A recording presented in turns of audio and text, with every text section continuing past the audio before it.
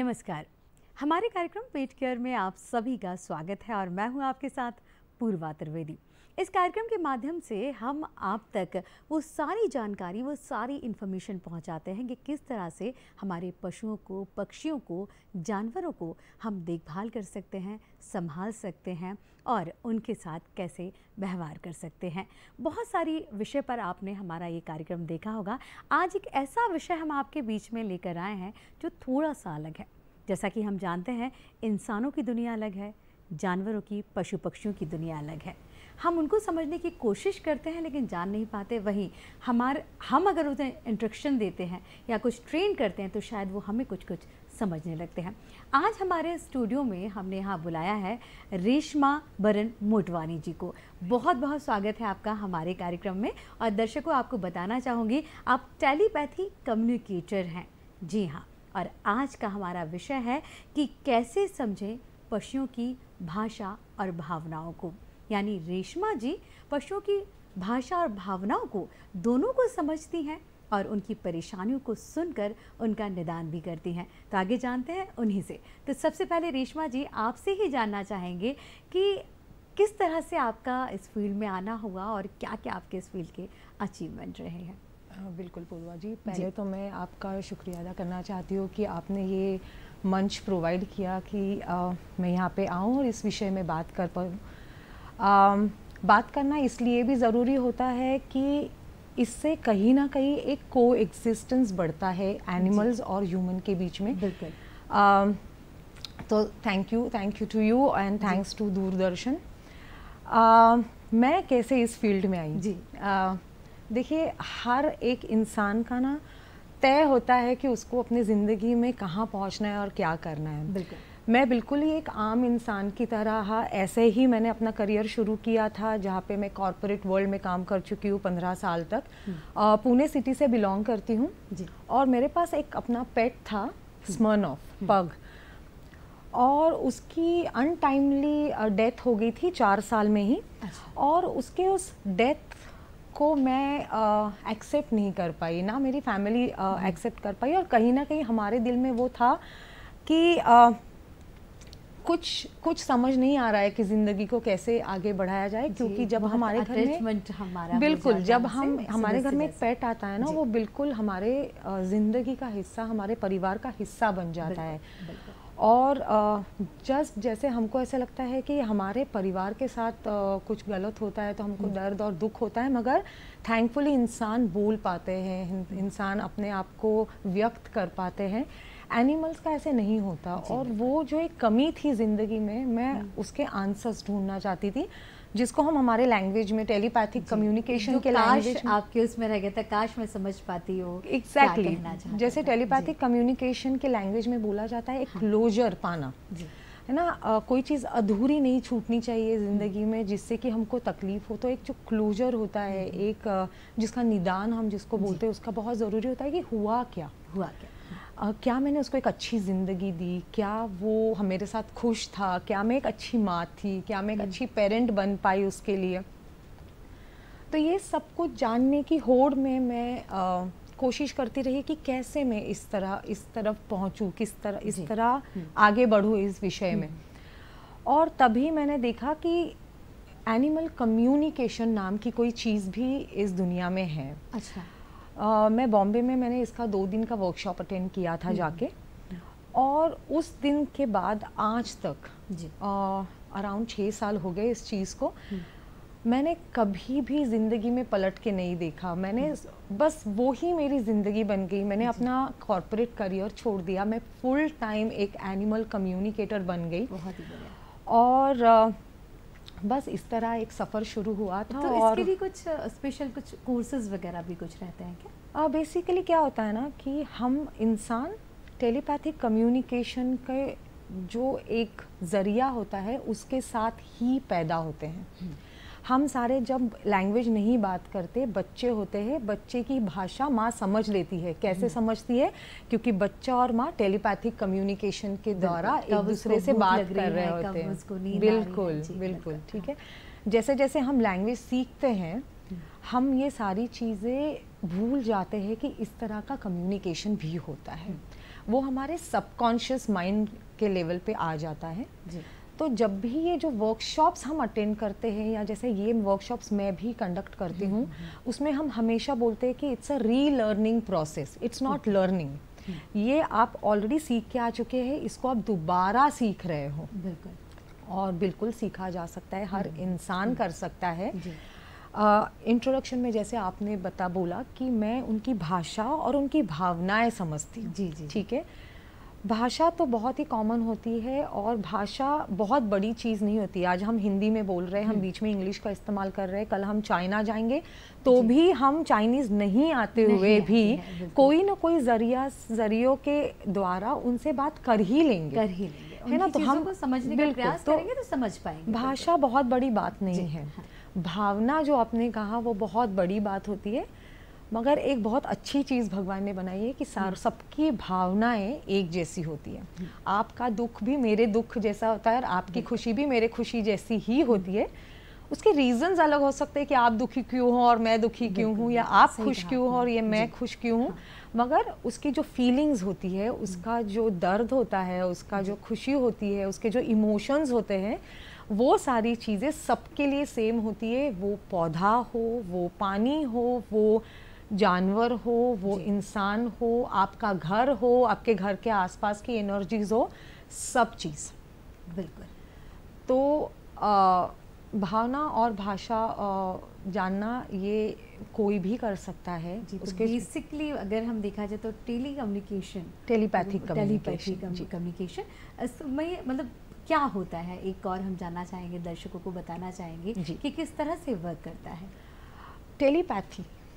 Okay, जिसको हम रोज़मर्रा की ज़िंदगी में भी एक्सपीरियंस करते हैं और हम उसको अलग अलग नाम देते हैं। ठीक है, कभी कभी हम उसको बोलते हैं कि मुझे ना इंट्यूशन हो रहा है कि आज कोई आएगा जी, मुझे ना गट फीलिंग है कि ये ऐसा होगा, मेरा सिक्स्थ सेंस बोल रहा है कि आज ये टीम मैच जीतेगी।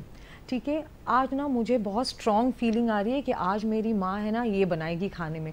तो हम ये ना रोज़मर्रा की ज़िंदगी में ये सारी चीज़ें एक्सपीरियंस कर रहे होते हैं, मगर हमको नहीं पता होता है कि इसको टेलीपैथिक कम्युनिकेशन बोलते हैं। ठीक है, नाउ टेलीपैथी का क्या मतलब होता है? टेलीपैथी का मतलब होता है, दो शब्दों का जोड़ है ये, टेली और पैथियो।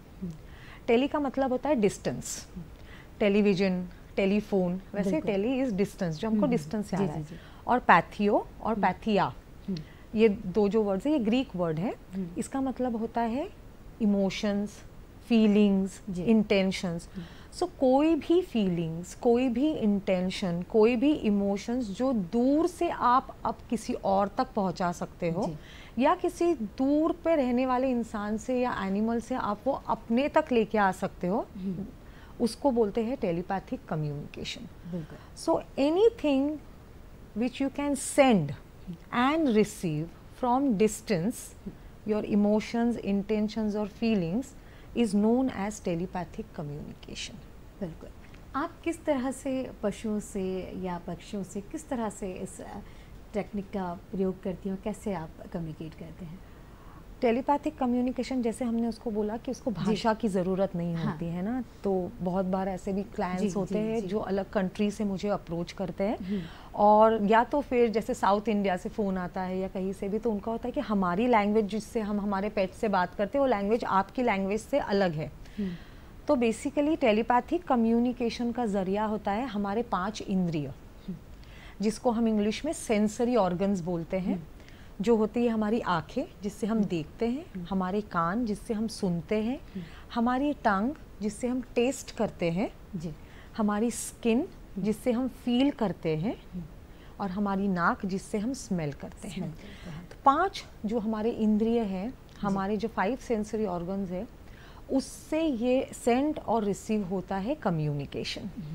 सो जिसके पास भी इस 5 में से 3 इंद्रिय भी काम करते हैं, वो हर इंसान, हर स्पीशीज या हर एनर्जी से कनेक्ट होके कम्युनिकेट कर सकता है।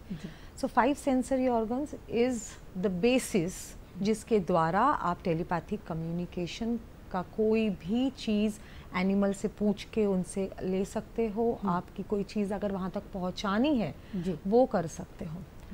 एक टेलीपैथिक कम्युनिकेटर बिल्कुल उस मोबाइल फ़ोन की तरह होता है, जो एक ज़रिया होता है एक इंसान की बात दूसरे तक पहुंचाने का और उधर की बात यहाँ तक पहुंचाने का। सो पेट अगर अपने पेट पेरेंट से कुछ या गार्डियन से कुछ बोलना चाहता है तो मैं मोबाइल फ़ोन बन जाती हूँ कि मेरे ज़रिए वो वहाँ पे जाए। और अगर पेट पेरेंट कुछ बोलना चाहते हैं या कोई मैसेज पहुँचाना चाहते हैं अपने पेट तक, तो उनके लिए भी मैं वो ज़रिया हूँ जिसके द्वारा वो वहाँ तक पहुँचा सके। जी, अक्सर देखा जाता है रेशमा जी कि जब भी किसी पशु पक्षी या जानवर की बात आती है तो व्यक्ति के मन में डर सबसे पहले आता है। कहते हैं ना कि वो भी भावनाएं समझते हैं, या हम किसी डॉगी को देखते हैं, निकलते हैं तो थोड़ा सा लगता है कहीं काट ना ले, एक डर एक मन में रहता है। तो आप किस तरह से उसको हैंडल करती हैं, क्योंकि आपके लिए भी वो अननोन रहता है, फिर किस तरह से उसके पास जाना, बात करना, उसको समझना बहुत ही टफ एक काम होता होगा ये?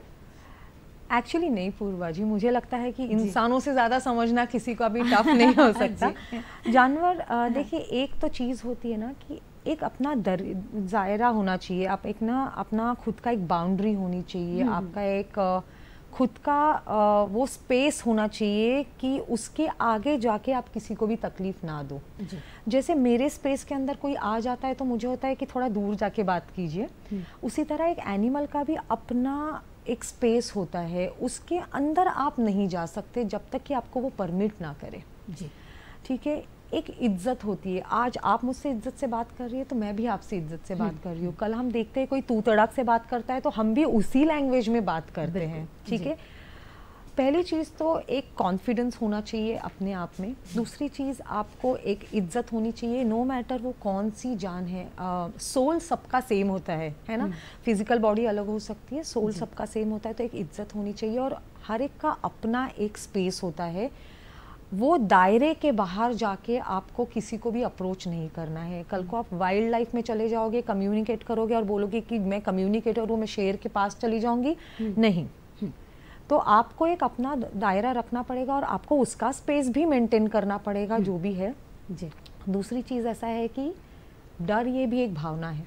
जी, ठीक है। जितना डर आपको लग रहा है ना, शायद उतना डर उसको भी लग रहा है, और डर से ही शायद वो थोड़ा अग्रेसिव हो जाए, अदरवाइज वो अपने आप को कैसे बचाएगा। जी, है ना। मैं आपको बोल दूंगी कि मुझे डर लग रहा है, आप दूर रहो, वो भौंकेगा या वो बिल्ली जोर से म्याऊ करके भाग जाएगी वहाँ से। तो दिक्कत ये है कि जब तक हम ये चीज़ नहीं समझे, नो मैटर आप कम्युनिकेटर हो नहीं हो, आप फीडर हो, आप एक एनिमल लवर हो, या आप ऐसे कोई इंसान हो जिसको एनिमल से ना कोई प्रेम है ना कोई अफेक्शन है, स्टिल आपको ये चीज़ हमेशा याद रखनी चाहिए कि आपको एक दायरा मेंटेन करना चाहिए, आपको एक स्पेस मेंटेन करनी चाहिए और आपको हमेशा एक रिस्पेक्ट मेंटेन करके चलनी चाहिए।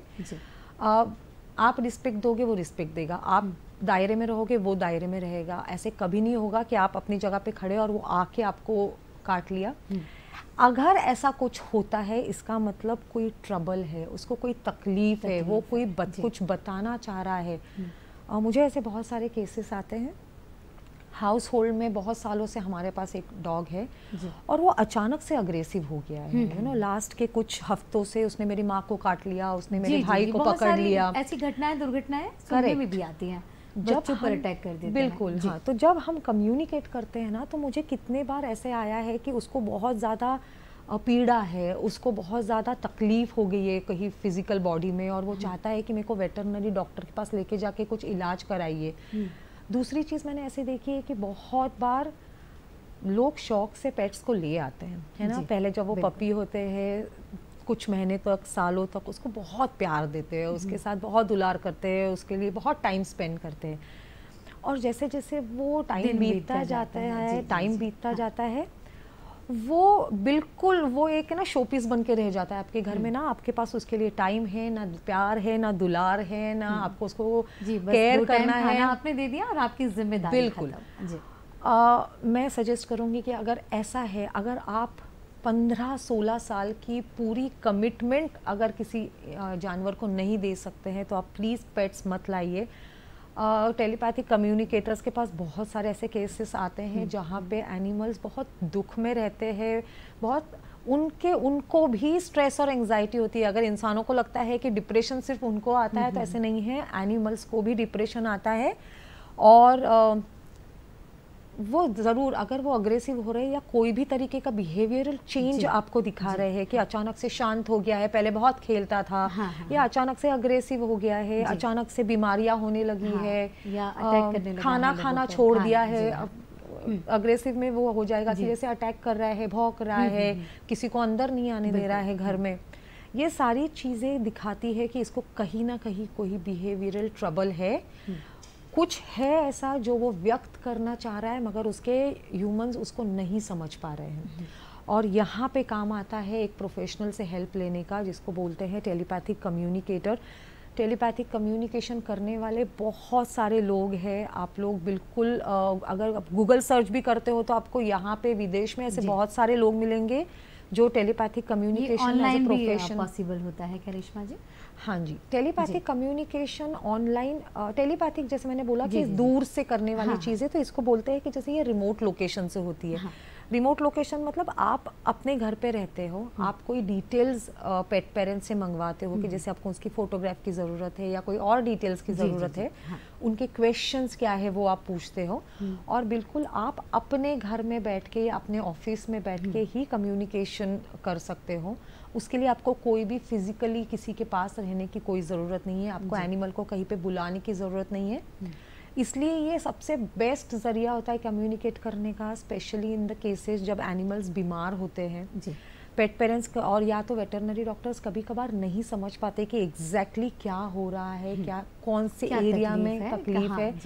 एनिमल्स एग्जैक्ट जगह भी बता देते हैं कि मुझे यहाँ पे दर्द है, मुझे यहाँ पे दर्द है, या मुझे लेग्स में पेन हो रहा है, मेरे को हड्डियों में दर्द है, मेरे को जो भी तकलीफ है बताते हैं। फिजिकल एक्टिविटी से आप अंदाजा लगा लेते हैं क्या कि किस तरह से ये टेलीपैथिक कम्युनिकेशन में? जैसे अगर आज मैं आपको पूछूंगी कि ठीक हो, और आप मुझे बताऊंगी नहीं यार रेशमा मुझे ना पीठ में बहुत दर्द हो रहा है 2 दिन से, है ना, आप ये चीज़ मुझे सिर्फ जेस्चर से भी बता सकती हो कि बहुत दर्द है ना। इसके लिए टेलीपैथिक कम्युनिकेशन हम दूर से जो कम्युनिकेट करते हो तो मैं उसको अपने घर से बैठ के टेलीपैथिकली कनेक्ट करती हूँ, जैसे एनर्जी हम कनेक्ट करते हैं। फॉर एग्जांपल हम सब लोग रेडियो सुनते हैं जी, ठीक है। रेडियो में जैसे हम फॉर एग्जांपल मैं कोई भी एक 101 सुन रही हूँ, है ना, फ्रीक्वेंसी। अब वो फ्रीक्वेंसी कहीं पे मैं अपना रेडियो है उसको ट्यून कर रही हूँ 101 फ्रीक्वेंसी के लिए, ताकि मुझे वो गाना सुनाई दे जो 101 फ्रीक्वेंसी पे बज रहा है। वो तो मैं अपने घर पे बैठ के अपना रेडियो ट्यून करके ही सुन रही हूँ ना, मैं थोड़ी उनके ऑफिस चली गई हूँ गाना सुनने के लिए। तो सेम मैं अपने घर में बैठ के अपनी एनर्जी को ट्यून कर रही हूँ उस एनिमल के एनर्जी से, अपने 5 सेंसरी ऑर्गन्स के द्वारा। और मैं जैसे आपसे बात कर रही हूँ ना, वैसे उससे पूछ सकती हूँ कि कहाँ दर्द है, क्या प्रॉब्लम है, खाना क्यों नहीं खा रहे, क्या पसंद है, क्या नापसंद है, कुछ बोलना चाहते हो। और मैं एक बहुत ही इंटरेस्टिंग किस्सा आपको बताना चाहूँगी। पूछने वाली थी कि कुछ ऐसा कुछ ताकि दर्शकों को भी समझ जाए कि एग्जैक्टली कैसे होता है ये। ठीक है, जैसे एक एनिमल था जिसकी मम्मी काम करती थी कि रोज़ सुबह काम ऑफिस जाने के पहले उसको वो अपने कार में लेती थी और एक डे केयर सेंटर पे अपने डॉग को ड्रॉप करती थी, फिर अपने ऑफिस चली जाती थी।